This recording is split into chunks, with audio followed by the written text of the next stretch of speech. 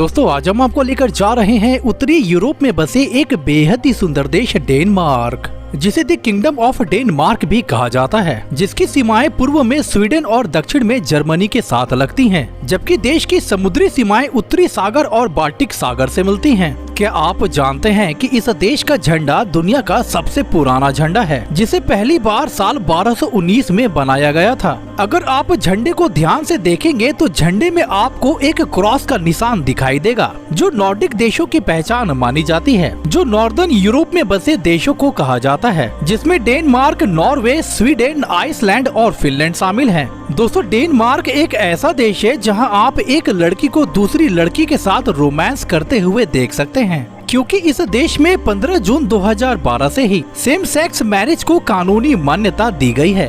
तो चलिए आपको बताते हैं डेनमार्क देश के बारे में कुछ और भी अमेजिंग फैक्ट्स। दोस्तों एरिया के हवाले से डेनमार्क यूरोप का 30वां और विश्व का 133वां सबसे बड़ा देश है, जिसका क्षेत्रफल 42,952 स्क्वायर किलोमीटर है, जो भारत के एक राज्य हरियाणा से भी छोटा है। वहीं इस देश में 60 लाख के करीब लोग रहते हैं, जिसमें 88% लोग शहर में रहते हैं, जबकि 12% लोग गांव में बसे हुए हैं। बात अगर पॉपुलेशन डेंसिटी की जाए तो 138 लोग आपको पर स्क्वायर किलोमीटर में नजर आएंगे। वहीं जेंडर रेशियो पर नजर डाले तो इस देश में 99 पुरुषों पर 100 महिलाएं पाई जाती हैं। +45 देश का कॉलिंग कोड है और आइसलैंड देश की तरह ही लोग यहाँ दाईं ओर गाड़ी चलाते हैं। दोस्तों देश की करेंसी को डेनिश क्रोन कहा जाता है, जो कि एक डेनिश क्रोन की कीमत भारत के 12 रुपए के बराबर है। दोस्तों इस देश को यूरोप के सबसे पढ़े लिखे और विकसित देशों में शुमार किया जाता है, जहां आपको एक भी अशिक्षित या बेकार लोग नहीं मिलेंगे।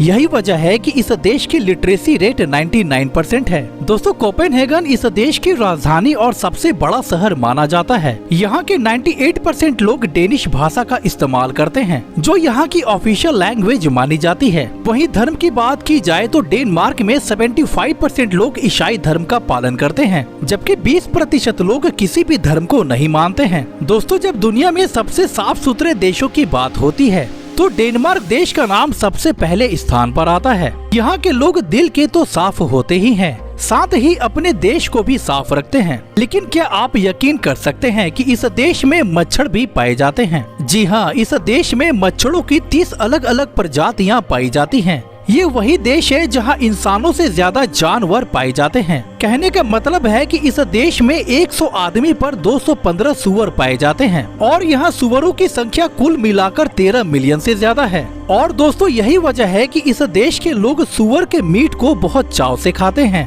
आपको जानकर हैरानी होगी, यहाँ का एक आदमी साल में 26 किलो सुअर का मीट खा जाता है। दोस्तों फिनलैंड के बाद डेनमार्क दुनिया का दूसरा सबसे खुशहाल देश माना जाता है, जहां पर आपको एक भी दुखी आदमी ढूंढने से भी नहीं मिलेगा। साथ ही आइसलैंड के बाद दुनिया का सबसे सेफेस्ट कंट्री भी इसी देश को माना जाता है, जहां आप बेफिक्र होकर कहीं भी घूम फिर सकते हैं। दोस्तों अगर डेनमार्क देश को झीलों का देश भी कहा जाए तो कुछ गलत नहीं होगा, क्योंकि इस छोटे से देश में 1,20,000 झीलें पाई जाती हैं, जबकि इस देश में 900 के करीब नदियां बहती हैं। इसके अलावा दोस्तों इस देश में प्रार्थना करने के लिए भी चर्च की कोई कमी नहीं है, क्योंकि इस देश में 2354 चर्च पाए जाते हैं, जबकि इस देश में महलों की संख्या 400 से ज्यादा है। दोस्तों डेनमार्क देश में जंगल बहुत ही कम पाए जाते हैं, क्योंकि इस देश का केवल 13% हिस्सा ही जंगलों से घिरा हुआ है, जबकि इस देश के 65% जमीन पर कई सारी फसलों की खेती की जाती है,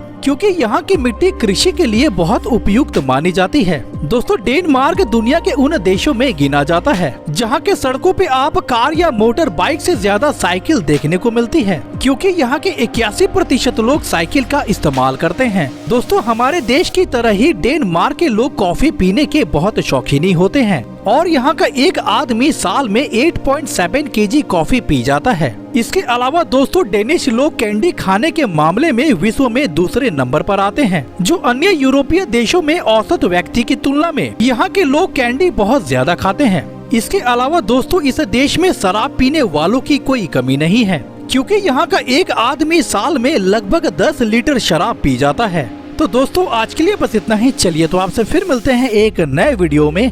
जय हिंद, जय भारत।